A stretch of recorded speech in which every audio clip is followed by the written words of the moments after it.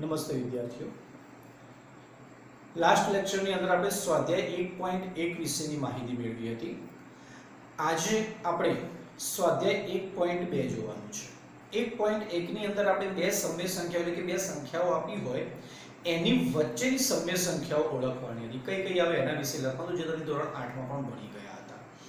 હવે 1.2 ની અંદર આપણે જે એમાં ભણ્યા હતા સ્ટાર્ટિંગ ની અંદર સમય અસમય સંખ્યા, વાસ્તવિક સંખ્યા, અપૂર્ણાંક, પૂર્ણાંક સંખ્યા, એના વિશેના કેટલાક ખરા ખોટા જોવાના છે, સત્ય અસત્ય જોવાના છે. અને આ ઉપરાંત વર્ગમૂળ વાળી સંખ્યાઓ એટલે કે અસમય સંખ્યાઓ, આ અસમય સંખ્યાઓને સંખ્યા રેખા ઉપર દર્શાવવાની છે. તમને ખબર હોય વિદ્યાર્થીઓ, તો ધોરણ 8 ની અંદર તમે અપૂર્ણાંક સંખ્યાઓ જે આવે 1/2 હોય, 3/5 હોય, 3/10 હોય, 0.4 જેવી દશાંશ અપૂર્ણાંક હોય, આવી બધી સંખ્યાઓને સંખ્યા રેખા પર દર્શાવતા શીખી ગયા. અહીં વર્ગમૂળ વાળી સંખ્યાઓને સંખ્યા રેખા પર કઈ રીતે દર્શાવાય? વર્ગમૂળમાં 5 હોય, વર્ગમૂળમાં 10 હોય, વર્ગમૂળમાં 17 હોય, તો આવી અસમય સંખ્યાઓને સંખ્યા રેખા પર દર્શાવવા માટે આવી જે સંખ્યાઓ છે એના બે ભાગ પાડવામાં આવે છે. એ આપણે દાખલામાં જોઈએ હમણાં કઈ રીતે એના ભાગને વગેરે પડે છે.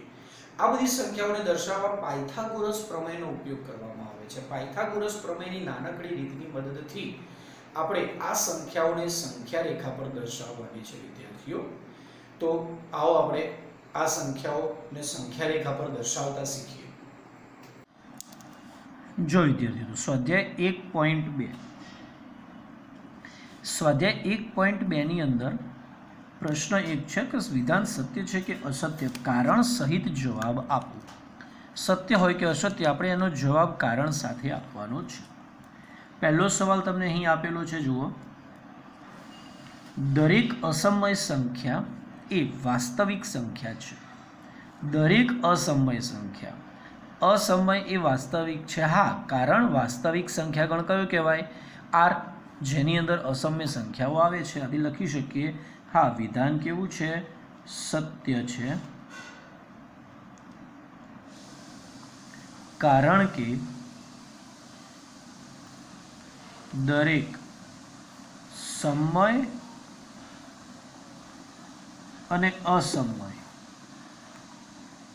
એ વાસ્તવિક સંખ્યાગણ છે. ઓકે વિદ્યાર્થીઓ, તો અહીં વિધાન સત્ય છે તેનું કારણ લાગ્યું, હા સાચું છે, એના જ વાક્ય આવશે, કારણ કે દરેક સમય અને અસમય સંખ્યાઓ લઈએ એ વાસ્તવિક સંખ્યા ગણ કહેવાય છે. બીજું જુઓ, સંખ્યા રેખા પરનું દરેક બિંદુ કોઈક પ્રાકૃતિક સંખ્યા એમ માટે વર્ગમૂળમાં એમ સ્વરૂપનું હોય છે. સંખ્યા રેખા પરનું દરેક બિંદુ, કોઈ પણ બિંદુ આપણે સંખ્યા રેખા પર લઈએ તો કોઈ પ્રાકૃતિક સંખ્યા એમ માટે કોઈ પણ એક સંખ્યા આપણે એમ તરીકે લઈએ તો એના માટે વર્ગમૂળમાં એમ સ્વરૂપનું હોય છે. તો અહીંયા આવશે વિધાન અસત્ય છે.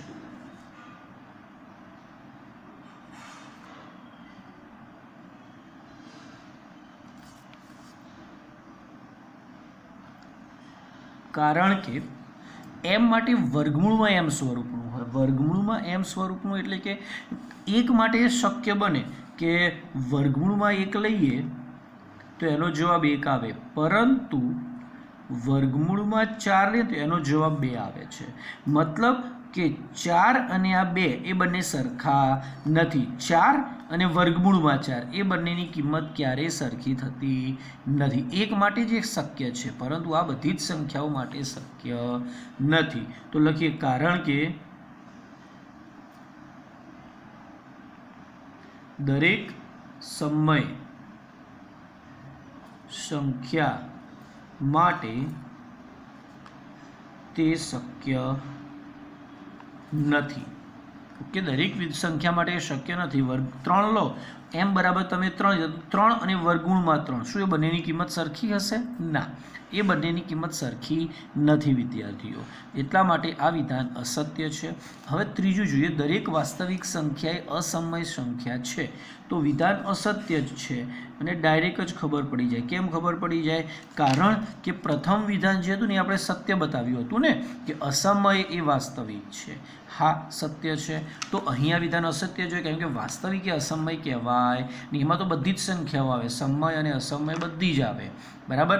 એટલા માટે આ અસત્ય છે, કારણ કે વિધાન ઊંધું લખી કાઢવાનું, કારણ કે અસમય એ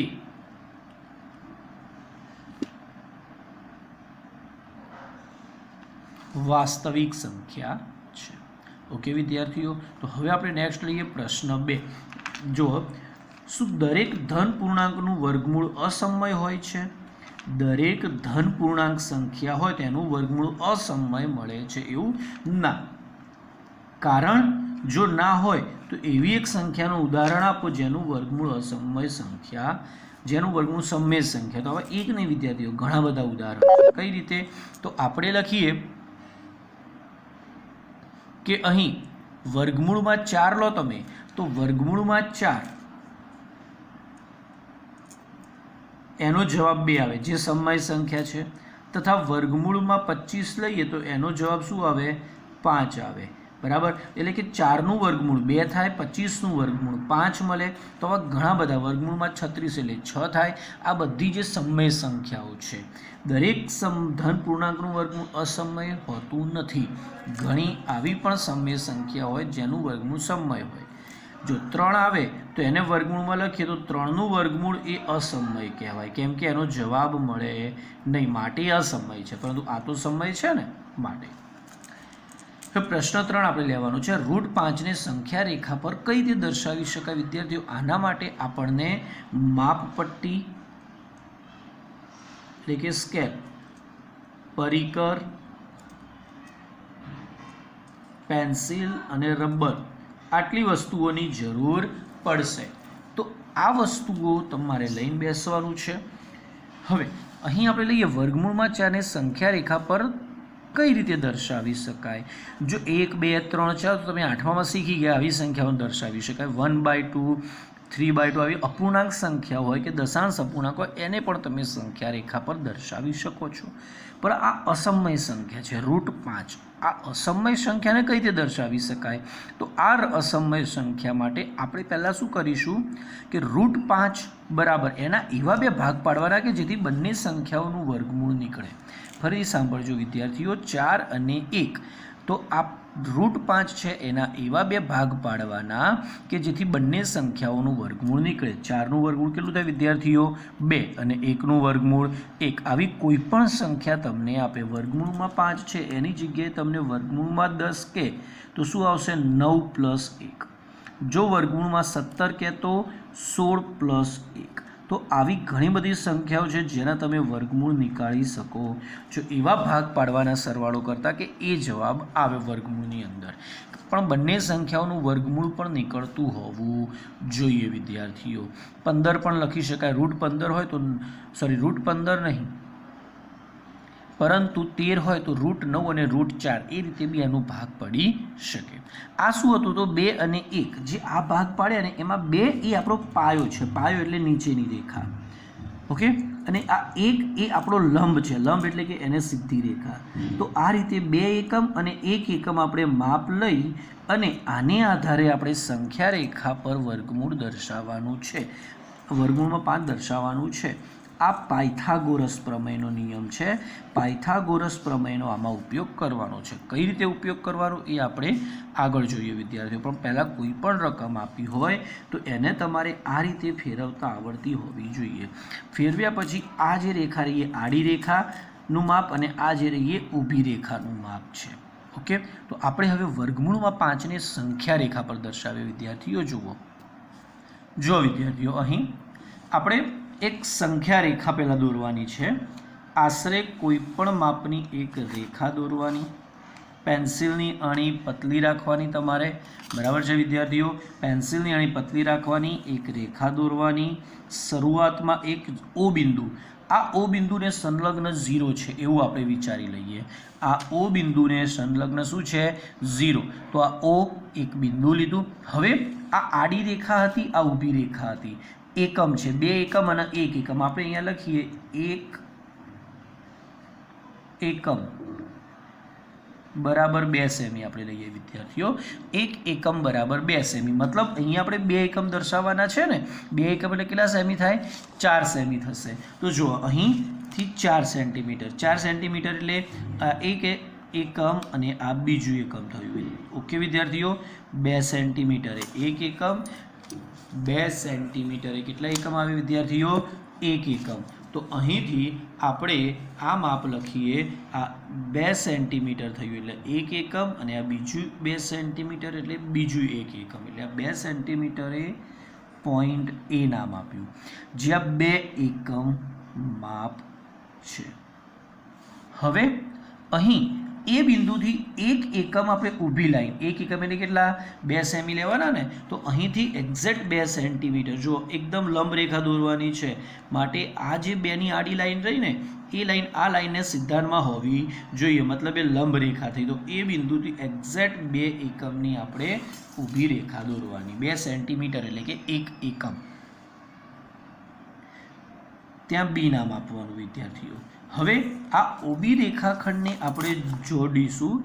તો આ ઓબી રેખાખંડનું જે માપ છે એ કોના જેટલું મળે એના વિશે આપણે સમજીએ. આ 2 એકમ છે, આનું માપ 1 એકમ છે. આ 2 એકમ આડું થયું, ઊભું જે હતું એ 1 એકમ થયું. હવે ઓબીનું માપ કેટલું થાય આના આધારે? તો જો વિદ્યાર્થીઓ, પાયથાગોરસ પ્રમેય મુજબ શું છે? કર્ણનો વર્ગ. કર્ણ કોને કહેવાય? ઓબી. જે આડી રેખા રહી એને કર્ણ તરીકે ઓળખવામાં આવે છે, જે ઓબી છે. આ જે રહ્યું એ પાયો છે અથવા એક બાજુ, પાયો અથવા એક બાજુ, અને આ લંબ અથવા બીજી બાજુ કહેવાય. તો અહીં કર્ણનો વર્ગ એ એક બાજુ અથવા પાયો, એક બાજુ અથવા પાયાનો વર્ગ અને બીજી બાજુ એટલે કે લંબનો વર્ગ, આના વર્ગના સરવાળા જેટલો થાય. આ પાયથાગોરસ પ્રમેય છે, આગળ તમારે ભણવામાં આવશે. પરંતુ અત્યારે ડાયરેક્ટ આપણે સમજવાનું છે કે પાયથાગોરસ પ્રમેય એટલે કે કર્ણનો વર્ગ, આડી રેખા જે રહી એને કર્ણ કહેવાય. આ લંબ બને.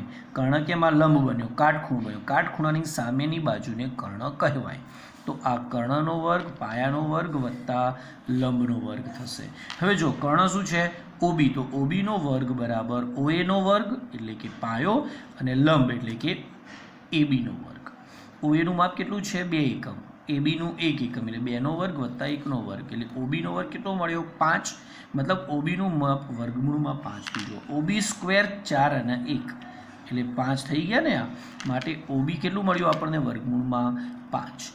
આ ઓબીની વેલ્યુ વર્ગમૂળમાં 5 થઈ ગઈ. મતલબ આકૃતિમાં જે ઓ થી બી સુધીનું માપ છે ને એ કેટલું છે? વર્ગમૂળમાં 5 છે. પણ તો સંખ્યા રેખાની બહાર છે. આપણે એને ક્યાં દર્શાવવાનું? આ સંખ્યા રેખા પર. તો એ સંખ્યા રેખા પર દર્શાવવા માટે શું કરીશું? તો તમારે પરિકર લેવાનું છે વિદ્યાર્થીઓ. પરિકર લઈ અને પરિકરની મદદથી પરિકરની અણીને તમારે ઓ બિંદુ ઉપર મૂકવાની છે. સાંભળજો ધ્યાનથી વિદ્યાર્થીઓ, તમારે પરિકર હાથમાં રાખવાનું છે. પરિકર લઈ અને ઓ બિંદુ ઉપર પરિકરની અણી અને બી બિંદુ ઉપર પેન્સિલની અણી રાખવાની છે. બરાબર છે? આ પરિકરની અણી છે, આ પેન્સિલ છે. તો અહીં ઓને કેન્દ્ર લઈ આટલું માપ લઈ આ રીતે મૂકવાનું છે અને તમારે અહીંથી આ રીતે અર્ધવર્તુળ ચાપ પરિકરની મદદથી દોરવાનું છે આ રીતનું. તો અહીં જે બિંદુમાં છેદે છે તેને આપણે ડી નામ આપીએ. તો એ ડી બિંદુનું સંલગ્ન વર્ગમૂળમાં 5 થશે. આટલેથી આટલું માપ. કેમ? કારણ ઓબી જેટલું જ ઓડી છે ને, માટે શું લખી શકાય? ઓબી બરાબર ઓડી બરાબર વર્ગમૂળમાં 5. આથી ડીને સંગત બિંદુ વર્ગમૂળમાં 5 છે. આ આપણે 0 લીધું હતું. ઓ આગળ 0 કહ્યું હતું ને પહેલાં, ત્યાંથી આ 2 એકમ અને દૂર એટલે વર્ગમૂળમાં 5 થયું. તો આ ડી બિંદુનું માપ એ વર્ગમૂળમાં 5 છે વિદ્યાર્થીઓ. આ જ રીતે આપણે કીધું કે √10 વર્ગમૂળમાં 10 હોય તો શું કીધું? 9 + 1 એટલે 3 અને 1 થાય ને, મતલબ આ 3 એકમ આડી એટલે 6 સેમી થાય. 3 એકમ આડી 1 એકમ ઊભી લેવાની, પછી આ રીતે દોરવાનું. અને જો √17 હોય તો √17 માટે 16 + 1 એટલે 4 સેમી અને 1 સેમી. 4 એકમ અને 1 એકમ. તો 4 એકમ આડું અને 1 એકમ ઊભું લેવાનું વિદ્યાર્થીઓ. આ બંને દાખલા તમારે જાતે હોમવર્કમાં કરવાના છે. અને આગળ જે પ્રશ્નો જોયા એ પ્રશ્નો તમારે તૈયાર કરવાના છે. જે ખરા ખોટા વિધાનો છે એ એક એક ગુણની અંદર પરીક્ષામાં પૂછી શકાય વિદ્યાર્થીઓ. ઓકે, તો √5ના સંલગ્ન √10 અને √17 તમારે હોમવર્કમાં આ જ રીતે જાતે કરવાનું છે અને નીચે આ પ્રકારની ગણતરી પણ કરવાની છે. ઓકે વિદ્યાર્થીઓ, તો આપણે આવતા લેક્ચરની અંદર મળીએ સ્વાધ્યાય 1.3 સાથે. ઓકે, ત્યાં સુધી આવજો અને તૈયાર કરજો.